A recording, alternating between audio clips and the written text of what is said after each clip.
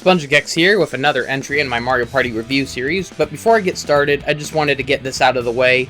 So as of the day of writing this script, Nintendo finally unveiled the Nintendo Switch 2, which matches the visuals and descriptions of many leaks that were exposed as far back as September 2024. Not much was shown or revealed, but we were teased that Nintendo will give us a big direct on April 2nd, 2025, showing more of the functions and games that will be coming for it, along with its official release date and price. So all we know is that the console is indeed coming out this year, we just don't know when. So the console and Joy-Cons will be bigger. It overall looks very similar to the original console, just slightly different colors. It's a lot bigger. So the Joy-Cons seem to connect by connecting them into these ports on the side of the console, and it seems to have a bit of a magnetic cling as well, compared to how originally we had to slide them into the side of the consoles. So I'm hoping that this will prevent the Joy-Cons from randomly disconnecting from the console, like it's been prone to doing when physically attaching them to the console. I never understood why, because you can play the consoles wirelessly just fine and they'll stay connected to the Switch, and so it's so weird how when it's connected to the Switch it randomly disconnects. I've had this happen to so many Joy-Cons and it is so annoying. The one thing I'm especially hoping is that it won't risk damaging the Joy-Con ports on the side. I'm hoping that they're not too flimsy to where they can easily like break or bend or something if you accidentally move the Joy-Con just slightly off, or I'm hoping that it's sturdier than it looks. So the console also has two USB ports, one on the top and one on the bottom of the console. This may really come in handy since I remember it was impossible to charge the Switch while having the console sit on its kickstand at the same time, so having the charge cable as an option on the top port will really come in handy if you're wanting to play tabletop mode while it's on a low battery. We don't know the specs just yet, but it's rumored to be about on par with an Xbox Series S's graphics, and it will be digitally and physically backwards compatible with most Switch games. They didn't specify exactly what games won't be compatible, but I can imagine it'd be games like Ring Fit Adventure where it required a physical attachment, or Nintendo Labo probably won't work, so a lot of people are speculating a lot of the games that use like the infrared feature. So yeah, I can't really say I was crazy about those games really. I never really cared about the infrared on the Nintendo Switch, so yeah. Only one new game was teased, and that was a brand new Mario Kart game. I don't know why people are calling it Mario Kart 9, because we've had at least like 2 new entries since Mario Kart 8 came out, so it feels really stupid to be calling it Mario Kart 9. So right now, let's just call it Mario Kart Switch 2 until they come up with an official name. Visually, it looks very similar to the graphics of Mario Kart 8, but all the 3D models have been redesigned to resemble the Super Mario Wonder art style, which felt like it was bringing to life the official hand-drawn promotional art of Mario and Pals. So many noticed that Donkey Kong got a very different redesign, which merges his classic arcade design with his Rareware design. Very similar to his appearance in the Mario movie. My only complaint though is that I think his eyes are way too close together and his fur looks kind of grayish, so can't say I'm the biggest fan of it, but I've seen worse redesigns. I at least respect how it's trying to merge all of his designs together. I also notice how Bowser looks very different as well. He's a lot bulkier and his hair looks less mohawk-like and more spread out like his classic artwork depictions. And Princess Peach is no longer wearing her race suit from Mario Kart Wii. Instead, she's wearing her iconic pink dress despite how she's driving on a moped, where normally she would wear her motorcycle outfit while driving that. So there are no sightings of brand new characters just yet, just glimpses of characters from past entries. Unfortunately, the baby characters are still here, but you got like the regulars like Yoshi, Daisy, Waluigi, Wario. So the only level we got to see is an American-styled highway along a desert. It has a gas station, road signs, and this cute little burger restaurant called Yoshi's, and I love how, if you look closely, you'll notice how the restaurant itself is shaped like a Yoshi, and it has a burger for a nose. That's really cute. Otherwise, there's not enough to get too excited over. It's very much minor teaser stuff, just a few seconds of footage. Some are speculating if this is going to be an open-world exploration game similar to the Forza series, where we drive to certain locations in order to participate in race challenges. Personally, I think that would be a great idea going forward. It would be fun to just be able to drive around for fun as our characters, and then when we want to start unlocking stuff, we can compete in these challenges for coins, and as long as it has a separate feature to where you can drive all the racetracks without having to physically drive to them each time, that would be great. I hope we get alternate costumes like in Mario Kart Tour, along with a few guest characters from other Nintendo franchises. I'd still love to see Fox, Kirby, and Samus in a Mario Kart game. Now on to the actual review now. Sorry that took a little longer than I was expecting, but I didn't really want to make a separate video on this. I felt like I could just fit it in here. So Mario Party 10 was the first and only entry on the Wii U, along with being the only entry to utilize the Wii U gamepad, though it barely uses it, unfortunately. It was the first entry to be in HD, and the last entry to use the Wii Remote controls. It's also the last entry to have a number in the title. Now you'd think this would be the lowest selling entry in the series, since the Wii U sold very poorly. But this is surprisingly not even close to being the worst selling entry in the series. Believe it or not, it was the last two entries on 3DS that were the worst selling entries in the series. And Mario Party Advance was the third worst selling entry in the series. And that's shocking, because the 3DS and Game Boy Advance were very profitable, so you think some of Nintendo's most profitable handhelds would have had the biggest sales in Mario Party, and no, they were the worst selling actually. Now, the Wii U is joked on for being the console that nobody wanted. Well, the joke is on them, because I wanted a Wii U when it was first announced, and it was a great console that was heavily slept on. Seriously, you people missed out by not getting a Wii U. Most of the Switch's most successful games were thanks to the Wii U, since most of the Switch's library were just rehashed ports from great games from the Wii U. Games like Mario Kart 8, Hyrule Warriors, Super Mario 3D World, Pokken Tournament, and many others. The Switch may be more powerful and portable, but the Switch still can't emulate Wii games, be played with Wii remotes, or play 3DS games on Virtual Console. Sadly, you can't buy those games anymore, but it's great for those who already bought them ahead of time.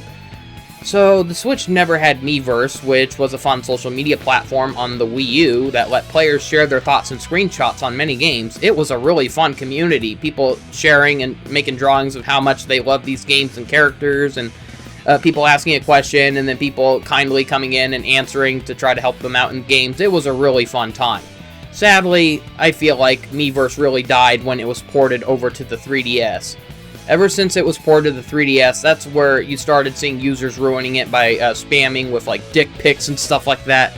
I swear, it used to be a more civil and respected community, and then the 3DS happened. So, it was also Nintendo's first HD console. It's admittedly not the greatest looking HD console, like many compared how Xbox 360 and PS3 looked and performed better, but it was still amazing to finally see HD visuals with Nintendo characters. And they've definitely come a long way with the Switch compared to how they started off in HD on the Wii U. Now admittedly, the Wii U had a very slow start, but once the big hitters like Mario Kart 8 and Super Smash Bros. For Wii U came out, the Wii U was a blast to have. The best feature about the Wii U was its controller, the Wii U gamepad, which served as a giant touchscreen and game controller all in one. Despite its size, it was very light and the buttons were very easy to reach and press. There were so many fun ways to play with the gamepad, with its two-screen functionality, where you have like the big screen on your TV and then the little screen in your lap on your gamepad.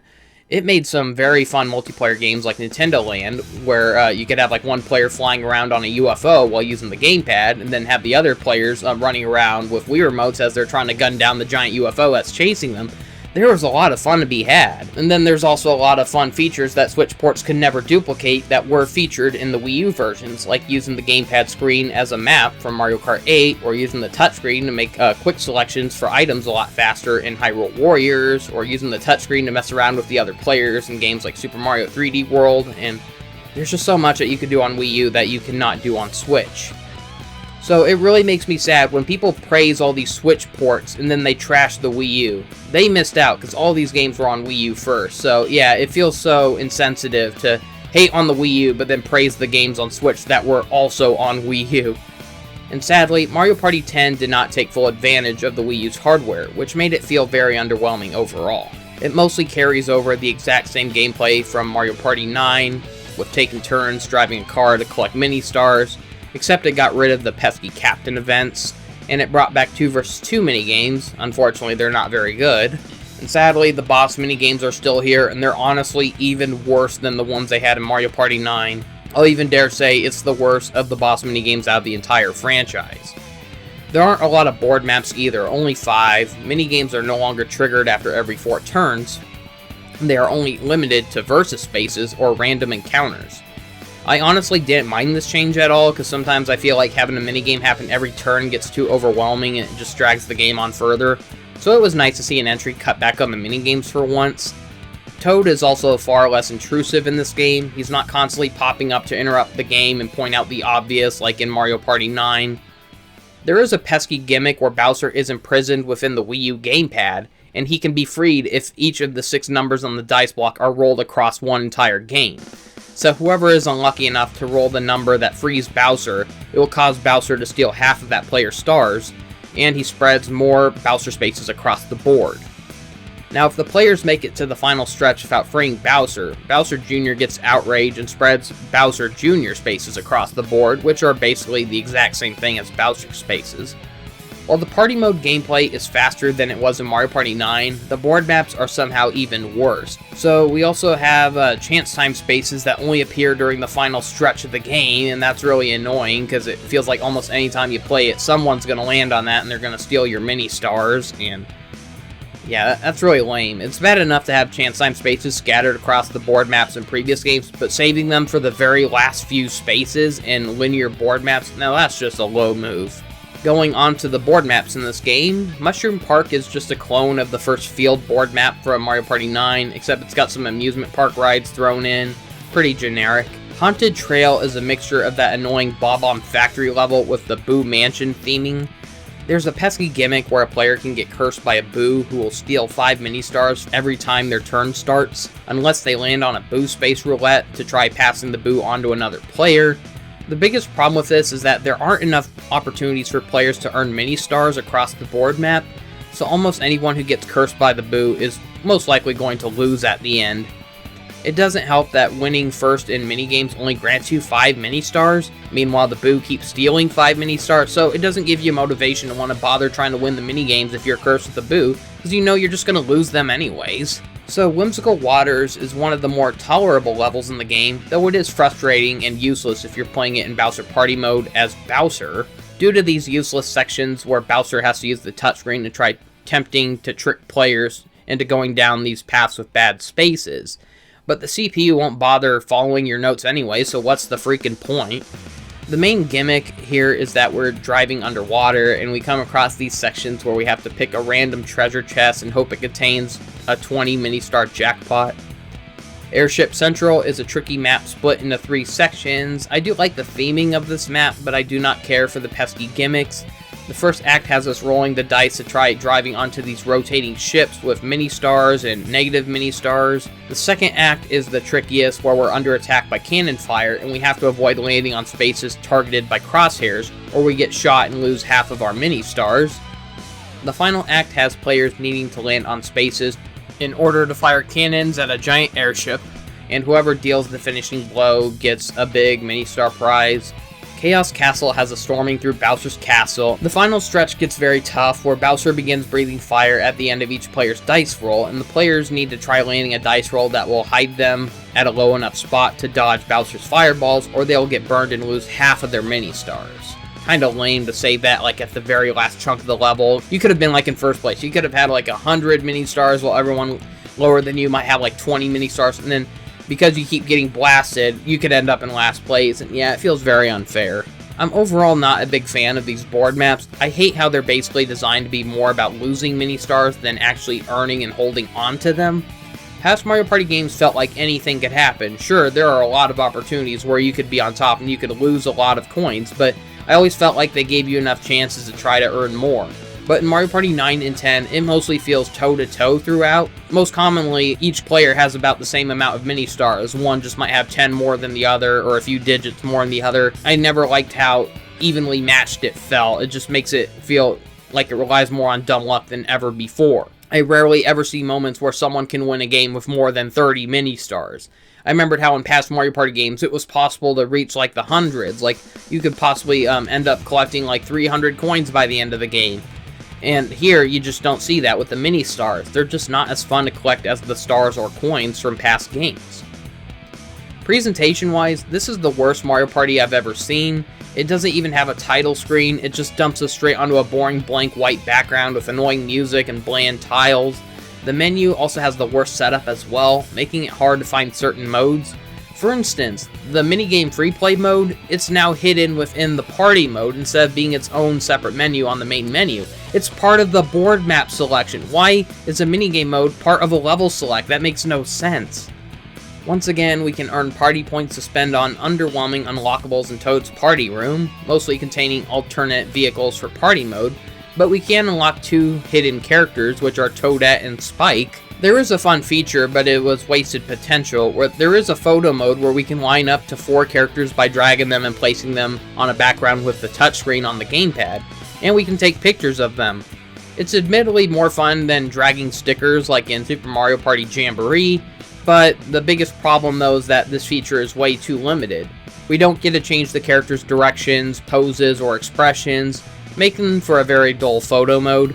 Sure, the photo mode in Super Smash Bros. Wii U's trophy mode, it didn't let us change poses or expressions on the trophies, but at least we got to rotate and resize them for fun-looking images. The roster is sadly cut down from past entries. Many recent additions are missing, but we got most of the regulars like Mario, Luigi, Peach, Daisy, Yoshi, Wario, Waluigi, and Toad. So Toadette is back, she's a hidden character. And for some reason, the forgettable baddie Spike is also a hidden character. I don't know why they thought he needed to be playable. I keep joking on how some of the past entries keep adding such forgettable or unasked for characters, but I'm serious when I say Spike is one of the worst additions to the series.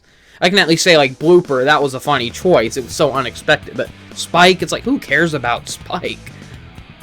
However, there are 2 big characters who were added to this game, which I think were the main appeal of this. So we got the grand return of Donkey Kong, who has been missing since Mario Party 5, along with Rosalina finally making her playable debut in the Mario Party franchise. Donkey Kong honestly looks the best he ever has in the Mario Party series. For every Switch entry of Mario Party basically reused a toned down version of the model from Mario Party 10, where Mario Party 10 was the only entry to apply a fur render onto Donkey Kong's model, making him look fuzzy. I miss the fuzzy looking Donkey Kong from Mario Party 10. Despite being the first HD entry in the franchise, the visuals honestly look very bland. I'll say Mario Party 8 looked a lot better. The colors look more washed out in this, and the lighting and bloom effects are way too strong, which just makes everything look like an eyesore.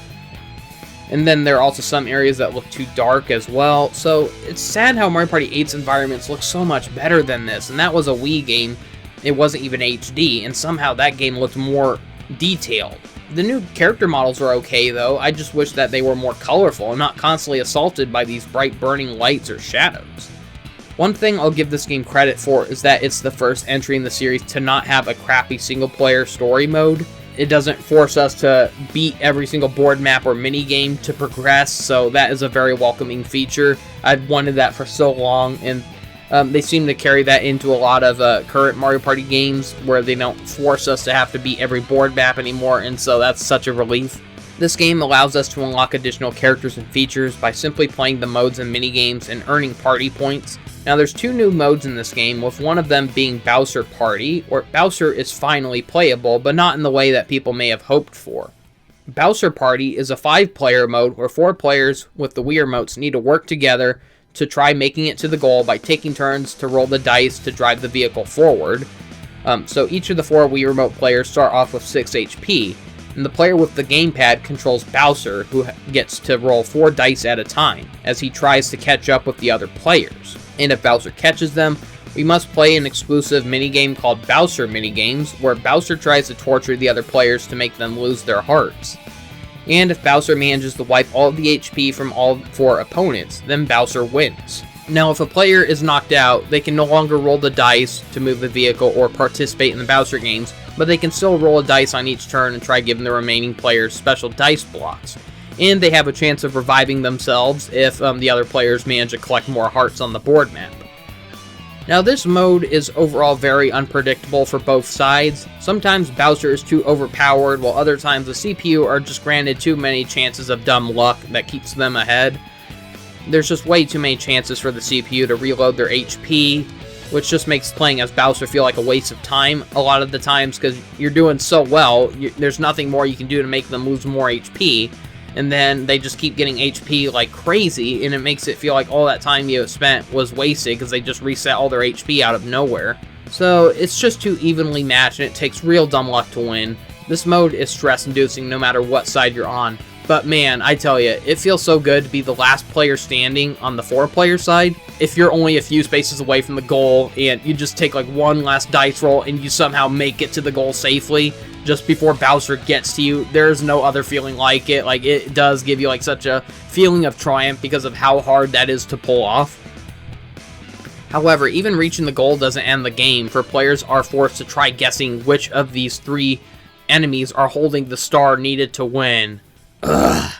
God, why is it that every time this series has a cool idea, they gotta ruin it with some stupid hidden catch? This admittedly is a fun concept, but I feel like it could have been done better. The Bowser minigames really aren't that fun, and it's a shame that these are the only minigames that use the Wii U gamepad. It would have been nice to get more exclusive single-player minigames that require the Wii U gamepad. Now, I did kind of enjoy Bowser Party more than the regular party mode, mainly because it got rid of the mini-stars bullcrap. We don't have to worry about crappy boss minigames, though Bowser's minigames did leave a lot to be desired. The second new mode is the biggest tease and letdown in this game, and it's the most undesirable mode in the game, called Amiibo Party, which tries bringing back the classic board game formula of the first 8 Mario Party games, complete with racing around to collect coins to exchange for the most stars. Now, after every 4 turns, we play a minigame. The reward system is similar to the mini star prizes from Mario Party 9, where first place gets 10 coins, and then the lesser placed players get smaller coin prizes. While it sounds great that we have the return of the classic gameplay, it was very half-assed and locked behind stupid restrictions. The mode is only accessible if you have a supported Mario Amiibo figure, and it has to be a blank Amiibo figure because it tries writing completely useless data onto it instead of giving us the option to just save that data onto our console's memory or USB hard drive. And the way you control your characters is really stupid. You have to place the Amiibo on your Wii U gamepad's like a Amiibo reader every time you want to roll the dice instead of simply pressing the A button. It doesn't let players just scan the Amiibo once and then just play buttons for the rest of the game. No, you got to keep placing the Amiibo down every time, and it is so annoying. The board maps are very small, and they're split into these 4 sections that can be interchangeable by collecting these character tokens that will change the theming of that quarter of the board. So I was using a Mario Amiibo, and by default he can use a Mario theme. So the whole board map starts off with a Mario theme, but then you collect a Peach token, and you can transform 1/4 of that map to make it look like a giant slice of cake, for example.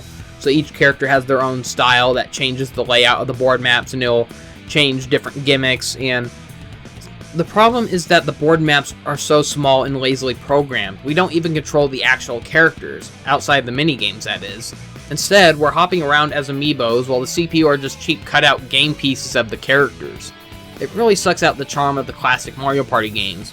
Originally, it was fun to see the characters actually running around this oversized board map, and now we're just watching the characters hop around like board game pieces. It's not as fun, honestly. I don't get why they didn't just bring back the classic gameplay with the proper board maps to select from, the actual character animations. This is just a dumb attempt to get people to buy more amiibo figures, and it was the most underwhelming and unrewarding payoff. It just teases fans who like the older Mario Party games better. Luckily, Nintendo would give players more of what they wanted 2 games later on the Nintendo Switch when they rebooted the franchise with Super Mario Party. Now, before I go on to the minigames, let's look at the bonus mode contents first. I just want to mention that out of all the entries in this game has the worst instruction menus out of any of the minigames. So instead of proper instructions and button prompts, it shows these slow gameplay loops that have a slow scrolling message that just tells you what the game is, but it doesn't bother telling you how to win or tips to win. So Badminton Bash is just a bland minigame of badminton. It takes really dumb luck to win, it has uncomfortable D-pad controls, it doesn't give us much help from preventing our birdies from being hit out of bounds. Sometimes the controls don't respond at all, and the colors are such a bright and colorful eyesore. My biggest complaint is that it goes on way too long. Instead of being a short round of like the first to 6 points or something, it goes on to like the first to 21 points, and it drags on forever because of it. I feel like the Mario and Sonic Olympic games actually did this better, and it is very similar. Now, Jewel Drop is honestly my favorite thing about Mario Party 10. It's this game's exclusive puzzle minigame, so we can play with either the Wii Remote or gamepad, and I prefer playing with the Wii U gamepad. So we try lining up 4 or more of these colored jewels to clear them out. However, the jewels have physics where they roll around like marbles, and so it's hard to keep them still. You gotta pile them up right so they don't slide off and knock over other jewels aside from them. So it does make it one of the trickiest mini-games when it comes to these matching puzzle games. Over time, the big jewels will be forced upon us, which are harder to get rid of, and they take more matching colored combos to get rid of.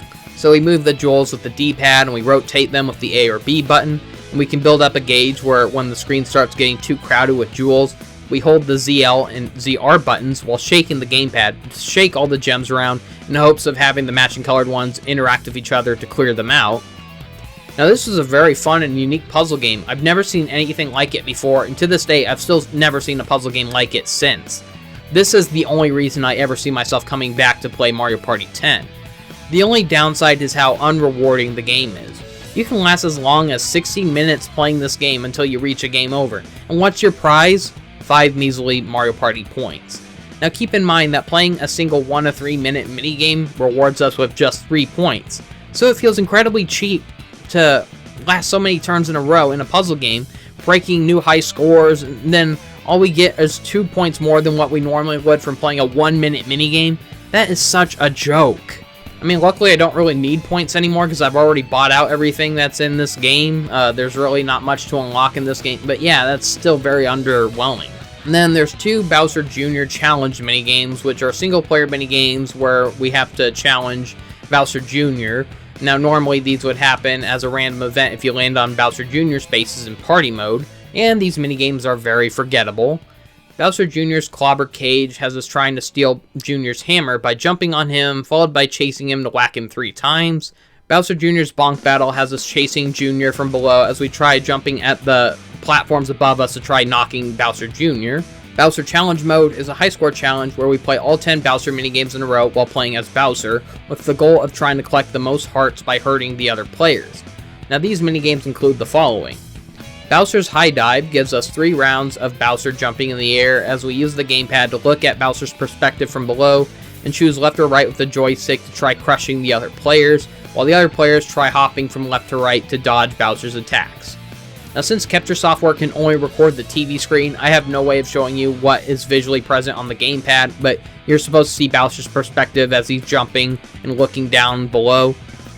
Now Bowser's Pinball is a fun one where Bowser uses the ZL and ZR buttons to control these pinball flippers in order to try launching these spiked balls into the other players as they run around for dear life.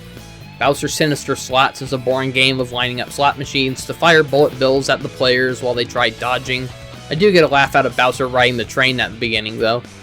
Bowser's Bogus Bingo is bogus indeed. Each player picks a bingo card as Bowser rolls the dice 5 times to try and get enemies that may appear on the bingo cards. For every bingo that Bowser gets, he'll send more attacks that take more HP away from the players.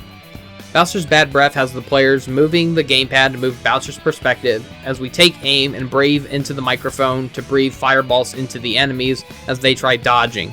I think the fireballs are very underwhelming. They're not big enough. They don't spread out far enough. I wish it let us actually take deep breaths and let out like a big, long trail of fire instead. It doesn't help that there's not a crosshair either, which makes it harder to aim at the people in this minigame. Bowser's Hammer Slammer has the players using the gamepad to rotate Bowser's perspective with the joystick, while pressing the A button to try slamming his hammer into the 4 players as they slide around on minecarts trying to dodge us. Players controlling Bowser can easily cheat this one by looking at the TV screen and just mirroring their joystick controls instead of using the trickier first-person limitation on the gamepad. Now Bowser's Roulette Rage is a dumb luck game of hiding 3 bombs into panels using the touchscreen, followed by spinning it and stopping the roulette to try trapping players on the panels with the bombs in them. Bowser's Wicked Wheel has the players stroking the touchscreen to rapidly spin a wheel to try moving players into an electric trap. Bowser's Quaffle Climb has Bowser alternating between pressing the ZL and ZR buttons 5 times one after the other to try climbing up a tower to swipe away the other players. Bowser's Fire Bar Fury is honestly the best of the Bowser minigames, as the player tilts the gamepad to tilt a box to slide fire bars around to try burning the other players while they try dodging. It's fun for both ends actually, though it is more fun if you're playing as Bowser. Now on to the minigame, starting with 4-player. Now while many of the 4-player minigames in this are okay, I find this to be overall one of the weakest collections of minigames. None of the 1 vs 3, 2 vs 2, or boss minigames are very good, but luckily there's not a whole lot of them compared to the 4-player minigames, which are passable. Shy Guy Shuffle is a tiring, done-to-death memory mix-up minigame where we try picking which of the Shy Guys has the most donuts as they mix themselves around. For some reason, they drag it on for 3 rounds instead of making it a simple 1-round game. I never liked playing games with rounds. I always preferred just winning or losing once and then ending the game there. I don't like risking it by winning one game and losing the next round, then having to go on to a final round. I'd rather win or lose once and then move on. So the only thing I do like about this minigame is the cute little ending, where regardless of who won or lost, we just see our characters putting their differences aside as they sit down to eat some donuts. It's really cute, and each character has their own unique animation or way of eating it. It's really cool. It adds a lot of personality to this game. Now, too bad this is the only minigame that does this in Mario Party 10.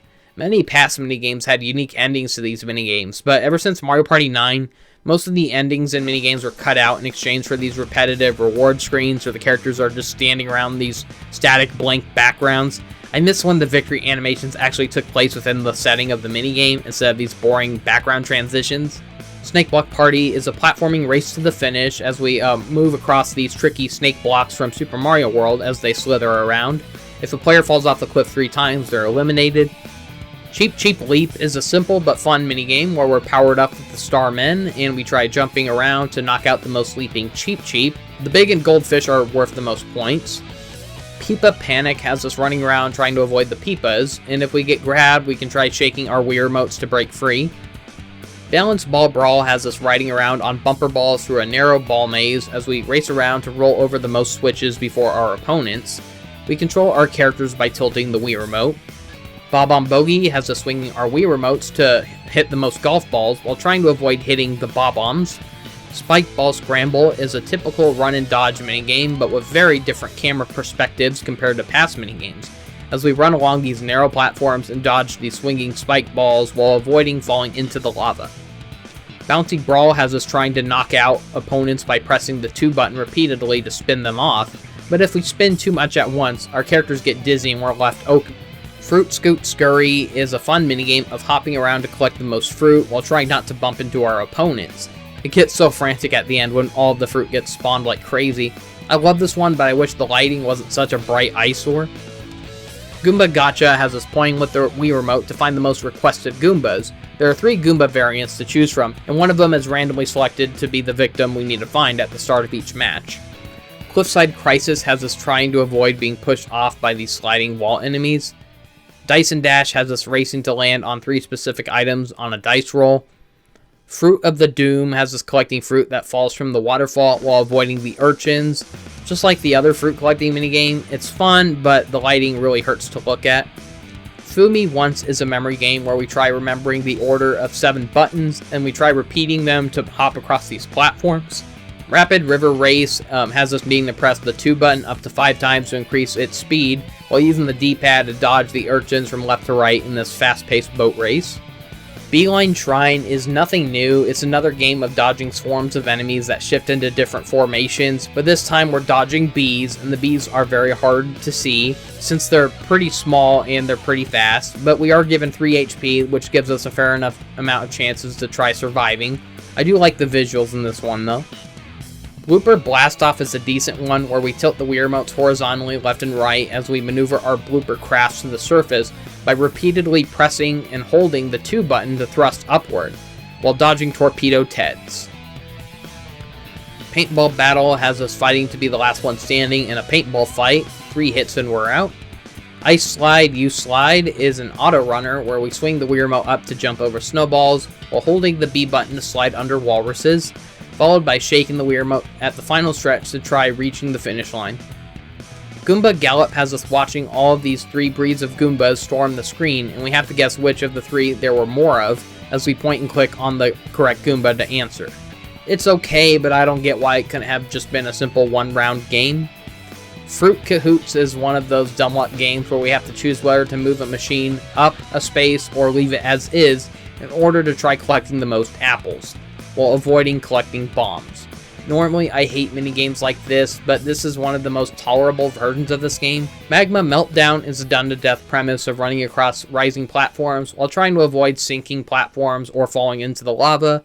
Mini Match is a very overwhelming elimination game where we're pressured to try remembering the placements of all of these enemies as we take turns dragging one of them to the correct spot with the Wii remote. The last one standing wins. The CPU are very dumb, luckily, but I wish they weren't so slow. It just drags the minigame on way too long because of how slowly they respond to trying to select one of the enemies. Found It, Pound It is a very different take on a picture match game where instead of ground pounding on simple matching images, we're ground pounding on patterns of matching images, which grow trickier as the rounds go forward. Platform Push is a done-to-death premise of pushing people off a collapsing arena. Pipe Sniper is a typical Wii Remote shooting game where we try shooting the most piranha plants with gold ones being worth the most points. Once again, the shooting controls in this are pretty lame as they're pretty slow and arched instead of just being straight fast shots, and once again, it's so uncomfortable to have to use your thumb to press the A button to shoot instead of using your index finger to press the B button like a gun trigger. It makes no sense. Bob-Bomb Combo is a fun and unique idea where players take turns throwing a bob-bomb into a crowd of bob-bombs to try creating the biggest chain reaction of explosions. It can take dumb luck to win because sometimes the CPU just get really dumb luck, but it's still fun. Balloon Blast Bash is a game of chicken where we try inflating our balloon the biggest without popping it. Fuzzy Flyers is a fun one where we fly around on these clouds with the D-pad. A countdown shows up over each of the players' clouds to let them know when the cloud will expire, as we try collecting more clouds to increase the cloud size and timer. Now getting hit by fuzzies will shrink our clouds and make it lose some time, so the last one standing wins. Flash Forward is a funny idea that has been duplicated in future entries. The players try fighting to be the central focus of a picture by pushing everyone aside for the center of attention. The player needs to try standing still in clear focus so they can pose for the picture. And if the player isn't posing for the camera by the end, they will have some points deducted, but they'll still get some points for actually making it into the shot. It's just a fun and hilarious minigame, full of funny still frame potential. On to Soar to Score. I think we all have that one minigame in each entry of Mario Party that we can't stand because it's the one that gets picked every time and it's not one that we enjoy playing. And for me, it's Soar to Score. It's just two annoying rounds of swinging on a rope and trying to let go of the A button to land on the space worth the highest score. It's bad enough that we have these unskippable cutscenes each time with Toad trying it out at the beginning, but then we got the annoying merry-go-round music, but we have to do this for 2 rounds, slowly waiting for each player to end their turn, and it's just a boring minigame. While the 4-player minigames aren't the greatest in the series, they're overall the best bundle of minigames found in Mario Party 10. There's barely any bad ones in here. Sure, there are some repetitive ones or ones that we've seen done before, but I can't call them all god-awful. I actually did find myself enjoying a lot of these minigames. I found them overall better than the general minigames from Mario Party 9. Your overall focuses more on action minigames that require a lot of running and platforming. Those were always some of my favorite kinds of minigames in the series. On to 2 vs 2. Bobsled Battle is a reimagining of Bobsled Run from the first 2 games, but instead of being on a dangerous racetrack, it's a collectathon as we tilt left and right across these half-pipe like racetracks to try to collect the most coins while dodging bob-bombs. Sadly, my CPU was not being cooperative and they kept steering away from the coins I was trying to go for. Soccer Brawl is a strange game of trying to roll a ball into a goal while we ourselves are rolling on top of a giant ball. It's kind of funny, but so we use motion controls to control our characters. It's a fun idea, but our CPU partners are no help at all. I've even seen the CPU kick the ball into their own opponent's goal many times. It's like, what the heck are they thinking? I know I keep saying that like the CPU get dumber with the 2 vs 2 minigames in each entry, but oh my god, this is ridiculous. Boo Burglars has one player trying to shine a flashlight onto boos to see if they have a diamond in them, while the partner needs to catch the gems within the boo by swinging a net at them. However, our opponents can also steal the gems that we've exposed, which can make this a very frustrating minigame. Now, Murky Maze is nothing new. 2 players are separated and need to navigate through a maze to find each other. It's been done before, but what makes this one different is how it's pitch black, and we have to rely on these small sources of light that we're carrying around. Ground Pound Pals has us needing to line up with our partners in Ground Pound at the same time to try collecting the most coins. I've said this many times in the past, but this is the dumbest I've ever seen the CPU in any 2 vs 2 game. They are just running around randomly, ground pounding on random pads instead of trying to get the higher value coins, it's just embarrassing and frustrating to play. Bouncy Bounty is a fun idea where 2 players hold music blocks and the other 2 players have to bounce off of them to try collecting the most coins for their teams. The problem is that the CPU barely move around when they're holding the blocks, and they leave themselves open for their opponents to just hop off of their blocks and get the coins above them. This one is likely so much better to play with players who have actual brains instead of these brain-dead CPU. It's also such a tease to have minigames about collecting coins in a game where we no longer collect coins. Instead, we collect those stupid mini-stars. It would have been so much more nicer if we could have the coins converted into mini-stars. You mean to tell me that I collected over 60 coins, yet all I get are 4 measly mini-stars for winning this? What a ripoff. Bump Set Spike has one player setting up a volleyball while their partner spikes it. Whoever spikes the most volleyballs wins. Setting requires horizontally swinging the Wii Remote upward, while the spikers have to vertically swing the Wii Remote downward. Revolving Relay has each teammate taking turns to hop across a wheel of platforms to try reaching a goal. Goombrat Combat is a crazy battle of swatting the Goombrats onto the opponent's side. Whoever has the least amount of Goombrats on their side wins.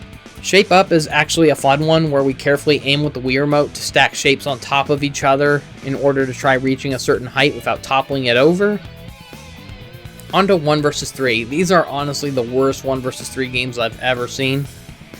Can't say a single one of them is fun. Hop, Drop, and Roll is a clone of many different types of minigames requiring one player needing to eliminate opponents with these death traps. All they're doing is unleashing bullet bills that can't get low enough to hit the players, while these slow rolling spiked enemies randomly drop out over time. This is one where it feels like you're more likely to win on the 3-player side.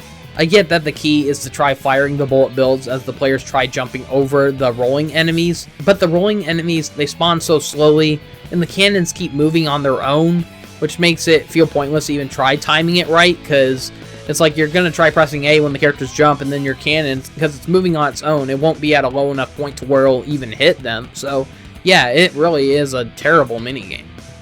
Bullet Bill Bullies is a real tricky one for the single players, as they move left or right on those switch-moving platforms from Super Mario 3D Land, while the other 3 players try gunning us down with bullet bills. 3 hits and player 1 is out. Watermelon Waylon has one player trying to smash the other 3 players' watermelons.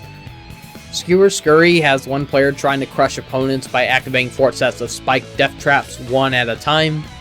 Steal the Beat has one player trying to create beats with the A and 2 buttons, as the other players try matching it. Unlike a similar minigame from Mario Party 3 called The Beat Goes On, this one does not require players to remember the beats, for it flat out shows them the buttons they need to press and at what time they need to press it. But if the team messes up a total of 10 times, they lose. Luckily, the CPU are terrible at this, but that's bad if you're stuck working with the CPU side. Then that means that you could be doing so well, but you lose because your CPU keep messing up. Moving Mushrooms has players tilting the Wii Remotes to try tilting these flippers to slide mushrooms into their sides' holes. It's trickier for the single players, for they're forced to control 3 flippers at once, while the 3 players are in charge of controlling 1 flipper at a time. It's easy for the single player to get overwhelmed by having to look at and control these 3 flippers at once. It's real easy to accidentally push good value mushrooms into the other opponent's holes, or accidentally push poison mushrooms into your own hole. So Bubble Squabble is such a slow and annoying minigame where one player tries trapping all 3 players into these bubbles, but the 3 players can easily pop one of their teammates out. So the bubble blowing is slow, it's easy for other players to dodge it, it just feels very pointless to be on the 1 player side. Cheep Cheep Check is a real dumb one where the CPU have to work together to accurately count how many Cheep Cheep are in the aquarium, while the single player taps on the glass by pointing at the Wii Remote to try scaring the fish, while tapping on clams to shoot out bubbles to scare more fish at once. It only allows one of the 3 players to count all of the fish, so that sucks if you're on the 3-player team and you actually know the answer, but it asks one of the CPU players to pick how many there are, and if they pick the incorrect answer, oh, that could be so frustrating. I swear, these are the most flawed and annoying 1 vs 3 minigames I've ever seen. They were just not well thought out. Like, they're thinking like, okay, these can be played with players, but can they be played with CPU? They did not keep that in mind, and it makes a lot of these very unplayable for single players. Keep Away Mayhem is a very one-sided game of monkey in the middle, where the 3 players pass a ball to each other, while the single player struggles to try kicking it aside. It almost feels impossible to get it away from the 3-player team.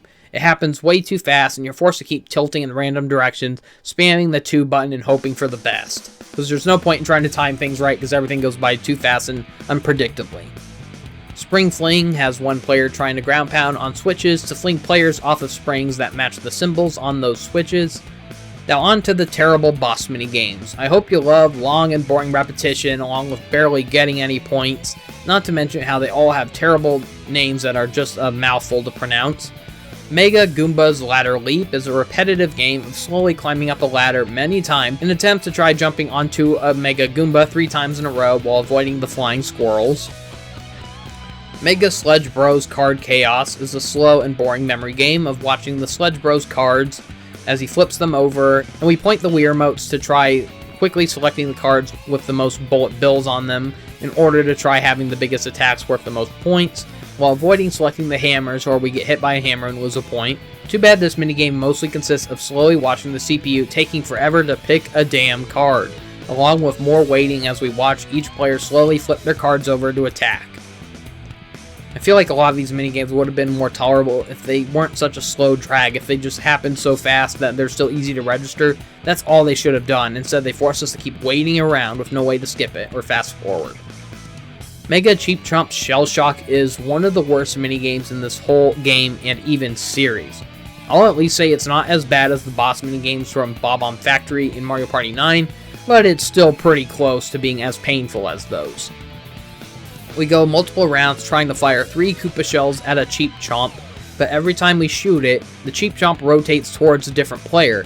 Once the time runs out, the fish will belly flop onto the player it's facing, and that player loses 2 points. Earning points is so annoying in this minigame, since you can only earn up to 3 points each round. And chances are there's going to be one unlucky player who will keep getting punished throughout, not giving them a fair chance to earn their points back or stay ahead of the crowd. Then there's the ridiculous point bonus given to whoever fires the final shot. Now this one is just nothing but suffering. For some reason this boss minigame gets picked near every time I play a game of party mode. Mega Monty Mole's Maze Mischief has us racing to reach the end of a series of mazes in order to reach these bigger cannons worth the most points as we try shooting the Monty Mole, and after each turn the mole will throw a bomb into the maze that restructures the layout, and it will strike anyone who is still stuck in the maze and force them to lose 1 point. Mega Mecha Koopa's Swing and Stomp is arguably the worst boss minigame here. I mean, at least the Cheap Chomp one was easy to control, so each player needs to run to the opposite end of the track to ride a lift to reach a rope as we swing across it and try hopping onto the Mecha Koopa, and we can only jump on it 1 at a time, unlike the Mega Goomba where we gotta hop on it 3 times in a row. So eventually the Mecha Koopa gains a fire attack, which is easy to get hit by, hard to dodge, and it takes forever for him to stop using it, so you're forced to just wait around, wait for him to stop breathing his fire so you can run around him. It's a real annoying chore to get through. Petey's Bomb Battle is the easiest and least offensive boss fight, as we swing the Wii remotes forward to throw bombs into Petey, while trying not to fling them as he starts inhaling, or he'll suck them up and spit them back at us to stun us. King Boo's Tricky Tiles isn't too bad either, as we hop across tiles to try reaching spotlights to attack King Boo, while we try avoiding the wobbling tiles that have boos hiding in them. Mega Blooper's Bubble Battle is another one of the few boss minigames that are actually fun. We are shown half of an image of a power-up, and we have to shoot these bubbles that contain the second half of those images shown in order to attack the blooper. During the second half, the blooper shoots ink out, which makes it harder to find the images we need. Kamek's Rocket Rampage is such a fun idea, but ruined in execution with how crowded it is. So it's an arcade side-scrolling shooter as we fly planes and collect missiles to shoot at Kamek while dodging his spells. However, there's not enough room to fly around without bumping into the other players or getting a good aim at Kamek, for our shots will get blocked off if one of our opponents are standing in our way. I feel like this minigame would have been so much better if only the shots fired past the other players, because as if getting pushed around by them wasn't annoying enough. I will admit that after seeing Kamek use his magic to make enemies grow across the entirety of the game Yoshi's Island, it is funny to finally see him use that spell on himself. It's almost like a "why didn't I think of this before" kind of moment. Bowser's Tank Terror has us controlling tanks to shoot at Bowser's tank while avoiding his cannon and flame attacks. We can also collect these mushrooms to double our size and attack power, but it will shrink us back to normal if we get hit by one of Bowser's attacks. During the second act, we get the disturbing imagery of knocking Bowser into the lava as his flesh gets melted off and he turns into Dry Bowser again. Now that stuff disturbed me in New Super Mario Bros. Now we gotta see it more drawn out and close up and in HD. Also, he grows gigantic as we continue trying to shoot him down. I swear, this game makes it look like we flat out killed Bowser, since after we defeat Bowser, that's the last we see of him in this game.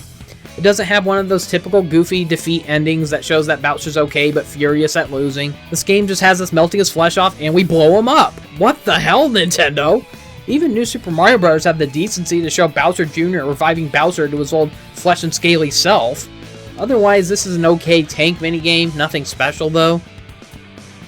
So overall, Mario Party 10 is one of the most underwhelming entries in the series, with the lousiest presentation. It has too many of the same questionable and frustrating gimmicks and setbacks from Mario Party 9, without doing anything to really make them stand out more.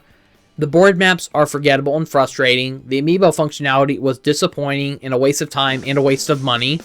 Bowser Party was an interesting novelty, but not enough to save this game.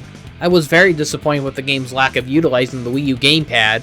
We should have been showered with fun bonus activities that utilize the touchscreen, instead of rehashing the same motion control schemes from Mario Party 8 and 9. Once again, it didn't bother bringing in the Nunchuck or Wii Motion Plus accessory, which made most of these motion-controlled minigames feel very outdated. I will at least admit that the motion controls were mostly functional and responsive, unlike Mario Party Island Tour's awful gyro minigames.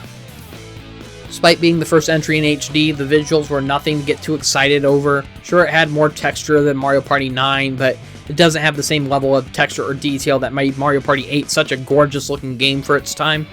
Its over-reliance on bright, realistic lighting really makes this game hard to look at. The new player models were an overall improvement compared to past entries. They do slightly look more expressive than before, not as good as the ones you see in the modern Switch games, but it was still a right step forward.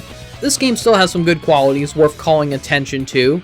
It was great to finally see the return of Donkey Kong, and it was great to finally have Rosalina added to the roster. Now these two have been in every new entry in the series since, except for the underwhelming Mario Party The Top 100, which for some reason they got rid of Donkey Kong for that one game. Jewel Drop is a very fun puzzle game, and that alone is reason enough to try this game out. It's the only reason I ever see myself coming back to play this. Although most of the 4-player minigames are passable, none of them are too groundbreaking though. I'm sad to say that this was another one of the worst entries in the series, and I will be putting it on the D tier list. I'm going to put it ahead of Mario Party 9 though, for I find it slightly less bad than Mario Party 9. I almost feel like I should be hating Mario Party 10 more, since it has worse boss fights, but I just found some of the features, characters, and minigames in this a lot better overall, compared to what Mario Party 9 had to offer. So I am preferring Mario Party 10 over 9, but not by much. Hard to believe we're almost done with the series. I just have 2 more 3DS games to review, and the first 2 Switch entries, and then I'm finally done. This review series can finally end. So join me next time where I look at Mario Party Star Rush, which was a very different entry for the 3DS. It was sadly the second worst selling entry in the series, and you never really hear anyone talk about this, but is there a good reason for why nobody talks about it? What do I think of this game? Find out next time. Thank you for watching, see you next time, and have a great day.